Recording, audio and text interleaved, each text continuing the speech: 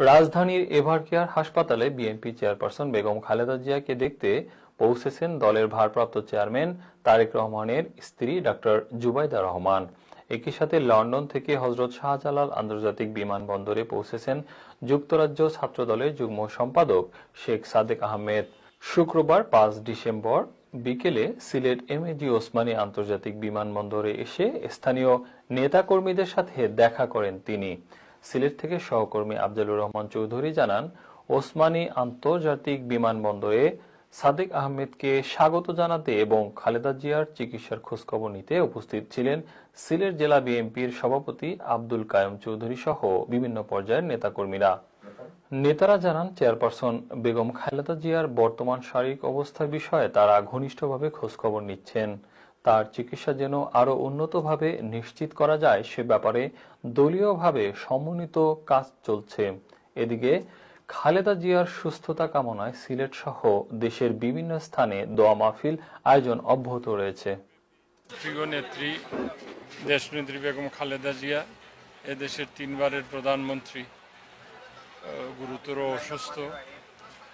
তার সুস্থতা কামনা করে আমরা পুরো দেশব্যাপী দোয়া মাহফিলের আয়োজন করেছি।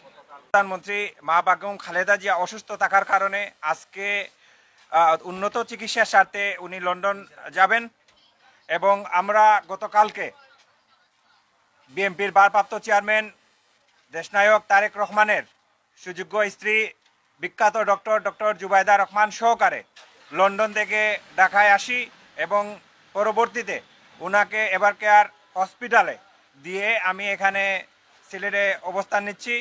আমাদের মা বেগম খালেদা জিয়া অসুস্থ থাকার কারণে বাংলাদেশের প্রত্যেকটা মসজিদে প্রত্যেকটি পবিত্র স্থানে দোয়ার আয়োজন করা হয়েছে। সেজন্য আমি সবাইকে অনুরোধ করেছিলাম যে আমি যেহেতু আমার জন্মভূমি মাটিতে আসতেছি সেজন্য যেন কোনো ধরনের বড় ক্রাউড করা না হয় এবং শীঘ্রই মা বেগম খালেদা জিয়া সুস্থ হয়ে বাংলাদেশের মাটিতে আসবেন এবং বাংলাদেশের মানুষকে নেতৃত্ব দিয়ে আগামী দেশ গঠনে বাংলাদেশের মানুষকে নিয়ে ঐক্যবদ্ধভাবে কাজ করবেন এবং আমাদের আশা এবং বিশ্বাস এবং 18 কোটি মানুষের বিশ্বাস যে দেশনায়ক তারেক রহমান হয়তো সেই দেশনেত্রীর সুস্থতার সহিত দেশনেত্রীর সাথে জননেতা জনাব তারেক রহমানও বাংলাদেশের মাটিতে আসবেন, এটাই আমরা বিশ্বাস করি।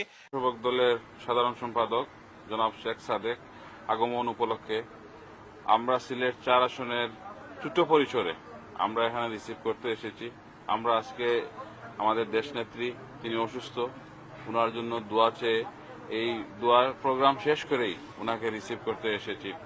উনি আজকে এসেছেন এই বাংলাদেশে বর্তমানে আগামীতে যে নির্বাচন হবে এই বাংলাদেশ জাতীয়তাবাদী দল বিএনপির পক্ষে কাজ করার জন্য। উনি আগেও এসেছেন, বারবার এখনো এসেছেন। আশা করি ওনার জন্য শুভকামনা, উনি আমাদের সহযোগিতা করবেন আমাদের বাংলাদেশ জাতীয়তাবাদী দল যাতে আগামীতে নির্বাচনে স্বতঃস্ফূর্তভাবে বিজয় লাভ করে সেই লক্ষ্যে